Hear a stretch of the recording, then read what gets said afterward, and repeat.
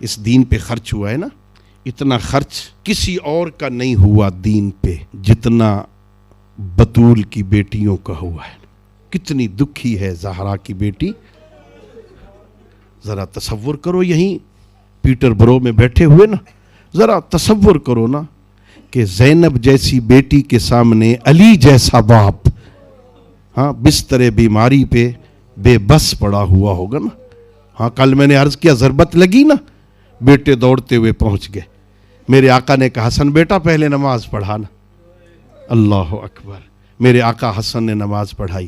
امام مولا متقیان کی حالت کیا ہے، محراب مسجد سے مٹی اٹھا کے اپنے زخم میں ڈالتے ہیں، کہتے ہیں انا للہ و انا الیہ راجعون، فزت ورب الکعبہ، رب کعبہ کی قسم علی کامیاب ہو گئے۔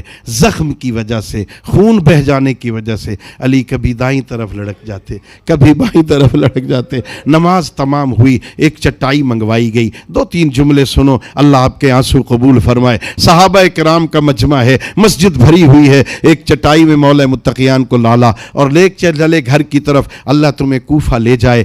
گھر کوئی زیادہ دور نہیں تھا، ابھی گھر قریب آیا نا، میرے آقا فرماتے حسن بیٹا مجھے چھوڑ دو، میں اس طرح گھر نہیں جاؤں گا، میری زینب اس طرح دیکھے گی نا، ہاں وہ مرنے سے پہلے مر جائے گی، میں اپنے قدموں پہ چل کے جاؤں گا۔ میرے صحابہ سے کہو یہ واپس گھر چلے جائیں، یہ یہاں کوئی نہ رکے، میرے مولا یہ تو آپ کی تیمارداری کے لیے آئے ہیں۔ فرمایا حسن انہیں کہہ دو گھر چلے جائیں، یہ میں اندر جاؤں گا، میری بیٹیوں کے رونے کی آواز بلند ہوگی، میرے صحابہ کے کانوں پہ پڑے گی، علی کی غیرت برداشت نہیں کرتی، زینب کے رونے کی آواز میرے صحابہ سنے، میں کہوں گا یا علی یہ تو تیرے صحابہ ہیں، آج یہ برداشت نہیں، کل یہی کوفہ ہوگا، یہی تیری زینب ہوگی، ہاتھ پابندے رسن ہوں گے، شرابی کا دربار ہوگا، اشارے کر کے کہیں گے وہ دیکھو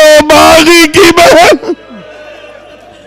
اللہ اکبر، میرے مولا کو ہاں چٹائی سے اتارا گیا، علی حیدر ایک کرار اندر داخل ہوئے۔ ہاں سنیے عزادارو، امام حسن جب اپنے بابا کے پاس آئے نا، امام حسن رو رہے تھے، میرے آقا نے کہا حسن بیٹا نہ رو، حسن بیٹا صبر کرو، اللہ کی تقدیر ایسی ہے۔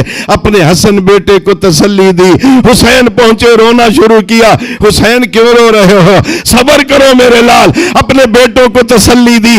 حضرت آیت اللہ خامنائی کا یہ جملہ ہے، وہ کہہ رہے تھے بیٹوں کو تسلیاں دے رہے تھے علی، لیکن جب گھر آئے زینب کو روتے ہوئے دیکھا، علی کے صبر کا بند بھی ٹوٹ گیا، بیٹیوں کو گلے لگایا، علی کی چیخیں بلند ہوئی، اللہ اکبر، بلند آواز میں رونا شروع کیا۔